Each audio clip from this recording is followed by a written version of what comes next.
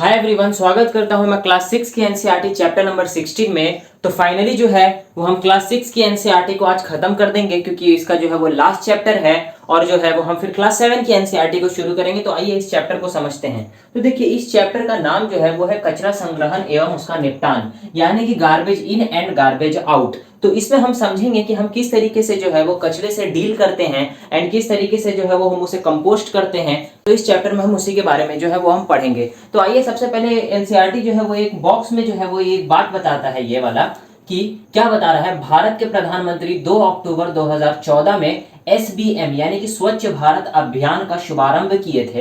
And ये क्यों किए थे? ताकि लोग जो है वो खुले में शौच नहीं कर सके। इससे जो है वो इंडिया को जो है मुक्त करना था। ठीक है, अब हम बात करते हैं कचरे का निपटान, यानी कि डीलिंग विद गार्बेज। हम किस तरीके से जो है वो कचरे का निपटान कर सकते हैं। तो उसमें जो है वो एक इंपॉर्टेंट पॉइंट लैंडफिल के बारे में लिखा हुआ है, भराव क्षेत्र। तो ये क्या होता है? तो देखिए, कोई भी जो सफाई कर्मचारी होता है वो कूड़ा को एकत्र करके ट्रक द्वारा जो है वो निचले खुले क्षेत्र में जाकर जो है वो गड्ढे में जो है वो डाल देता है, यानी कि डंप कर देता है। ठीक है, तो ये हो गया लैंडफिल यानी कि भराव क्षेत्र। फिर उसके बाद वहां क्या किया जाता है, अब वहां जो यूजफुल मटेरियल है और जो नॉन यूजफुल मटेरियल है उसको सेपरेट आउट किया जाता है। यूजफुल यानी कि उपयोग किया जाने वाला और नॉन यूजफुल यानी कि उपयोग ना किया जाने वाला। अच्छा, जो उपयोग ना किया जाने वाला होगा उसे क्या करते हैं, उसे मिट्टी की परत से जो है वहीं पर ढक देते हैं, उसे डिकम्पोज होने के लिए छोड़ देते हैं। ठीक है, तो ये हम समझ लिए।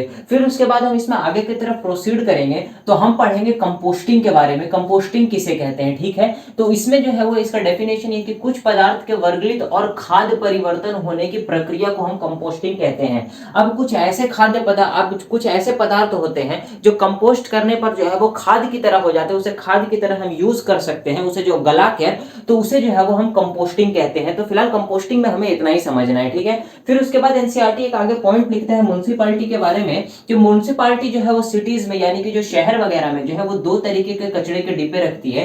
एक ब्लू कलर का होता है और एक ग्रीन कलर का होता है, यानी कि नीला और हरा होता है। ठीक है, अब देखिए नीले में किस कचरे को डालना है और हरे में किस कचरे को डालना है वो हम समझते हैं। तो देखिए, प्लास्टिक या मेटल्स वगैरह यानी कि वो चीज जो दोबारा यूज किया जा सकता है रिसाइकल करने के बाद, उसे जो है वो हम ब्लू डस्टबिन में डालेंगे। ठीक है, एंड उसके बाद जो ग्रीन डस्टबिन होता है उसमें किचन के वेस्ट को डाला जाता है, जैसे कि जो है आलू के छिलके हो गए, कोई भी खाने वाली चीज जो गलने लायक होता है जिसको हम कंपोस्ट कर सकते हैं, उससे जो खाद बना सकते हैं, उसे जो है वो हम ग्रीन डिब्बे में डालेंगे। फिर उसके बाद ये लास्ट पॉइंट है एनसीईआरटी का जो बहुत इंपॉर्टेंट है, वर्मी कंपोस्टिंग। वर्मी कंपोस्टिंग के बारे में क्या है? देखिए, वर्मी कंपोस्टिंग किसे कहते हैं, सबसे पहले हम इसे समझ लेते हैं। लाल केचुए की सहायता से जो है वो कंपोस्ट बनाना की प्रक्रिया की विधि को जो है वो हम कंपोस्टिंग कहते हैं। तो कंपोस्टिंग का जो एक मेन जो है चीज है वो क्या है, कंपोस्टिंग में जो है वो हम लाल केचुए का यूज करते हैं और लाल केचुए की यूज करके जो है वो हम किसी भी पदार्थ को जो है वो कंपोस्ट करते हैं, तो उस विधि को जो है वो हम कंपोस्टिंग कहते हैं। ठीक है, अच्छा, लाल केचुए के बारे में एक इंपॉर्टेंट पॉइंट ये है कि लाल केचुए के पास दांत नहीं होते हैं, तो वो किस तरीके से जो है वो चीजों को जो है वो गलाते हैं यानी कि कंपोस्ट करते हैं। तो उनके पास जो है वो स्ट्रक्चर होता है जिसका नाम है गिजर्ड। तो गिजर्ड के थ्रू जो है वो चर्निंग मूवमेंट करके जो है वो क्या करता है, कंपोस्ट करता है किसी भी चीज को। अच्छा, इसके बारे में कि इंपॉर्टेंट पॉइंट ये है कि लाल केचुआ जो है वो नॉर्मल टेम्परेचर में जीवित रहता है, यानी कि अगर टेम्परेचर को हम बहुत ज्यादा अगर बढ़ा देते हैं या बहुत कम कर देते हैं तो ये मर जाएगा। तो इसके लिए जो है वो लाल केचुए के लिए एक नॉर्मल टेम्परेचर है, वो वहीं पर जो है वो जीवित रह सकता है। तो उम्मीद करता हूं कि ये चैप्टर जो है वो आपको समझ में आ गया होगा।